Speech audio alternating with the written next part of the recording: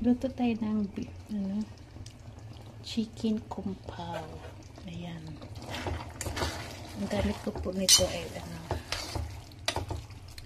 chicken at saka spaghetti noodles ang ginamit ng noodles sa chicken kung pao. Masarap po ito. Ayan.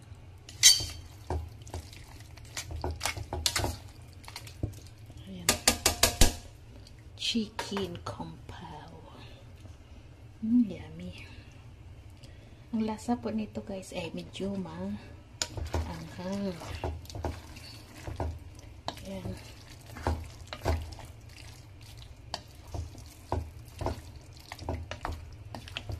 Masarap siya. Pag mahilig ka sa medyo maanghang, ayan, gawin mo to. Check ulit-ulitin.